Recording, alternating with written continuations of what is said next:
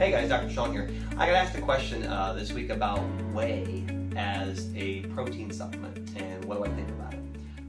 I'm not a big fan of it. Dr. Loomis, my mentor, and I have discussed this on many occasions and what we think of how it's utilized, how the body uses it. There's all kinds of companies that will tell you the chemistry of this and the chemistry of that, but when it comes to digestion, breaking down protein requires the right enzyme. You have to have the right key. And whey is very, very challenging for the body to use. It's a very complex protein, which makes it extremely difficult to tear apart so the body can use its bits and pieces. That's one of the reasons why the cattle industry, the dairy industry, literally throws it away. They get rid of it. They don't use it. You ever look at yogurts?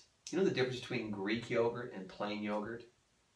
Right, everyone's like, oh, it's the protein, right? Greek yogurt's got twice as much protein as regular yogurt does, and it does. Do you know what they do, how they make those two different?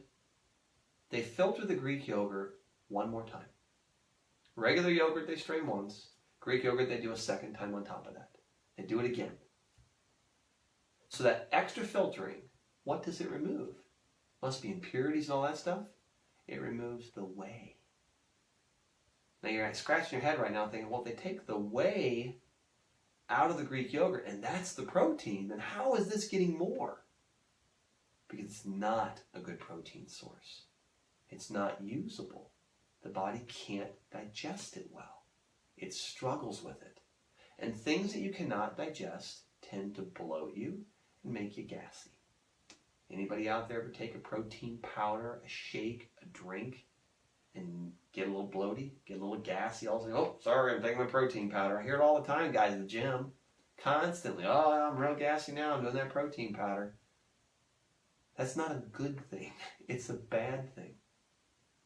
So we have a product that Dr. Loomis made called No Whey. Kind of poking fun of it, right? It's a different protein source. It's not a soy. It's not a whey. All right, it's a different protein source that the body can digest and utilize. But you're not going to see the big claims. You're not going to see, oh, it's got 30 grams of protein in there. That's great if it's locked in a Brinks safe truck and you can't open it. It's worthless to you. Now, I want to leave you with this kind of parting bit here on whey. And I think this will help, I hope. The World Health Organization has gone through and looked at just about every food on the planet, looking for the best sources of nutrition for third world countries and starving children. There's a medical condition called quash syndrome. It's a distended, bloated abdomen in a child that looks anorexic. Their body's eating their muscle because they can't get enough protein in their diet. Now, we've always had problems in the past when we donate food to third world countries to help them. A lot of times because of politics and this and that, the food just sits on the dock and rots, and it never gets to the people.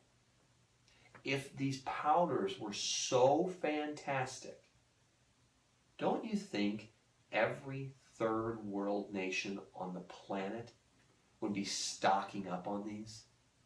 They don't rot, they don't spoil, they can handle the high heat and the weather because they're in a container and they're sealed. They never spoil. You don't have to worry about them going bad on a dock. They can sit there for 10 months.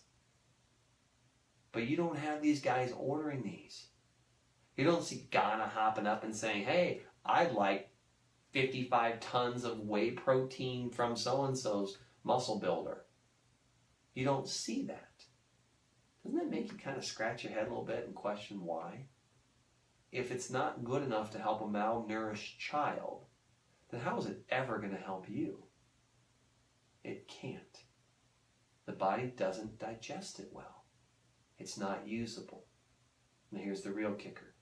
When the World Health Organization goes through and they look at all these proteins, and by the way, an egg with the yolk is the best protein in any food on the planet. That's what your RDA for protein is based off of, is the egg.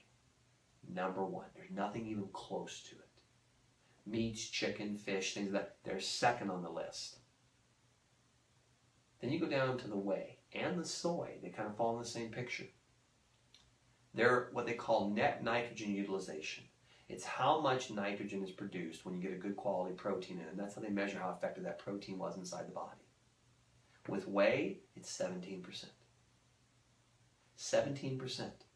That means 17% of that protein, of that 30 grams, the body's going to use. Now all of a sudden you're like, oh, that's not a whole lot. What does it do with the other 83? And this is the key. It converts it either into a sugar or a waste product. So think about that. Oh, you're telling me I'm getting a bunch of sugar out of my whey protein? Basically, yeah. And a waste product that you have to get rid of.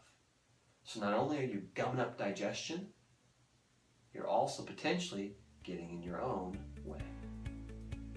I'm Dr. Shawn. I hope that helps you.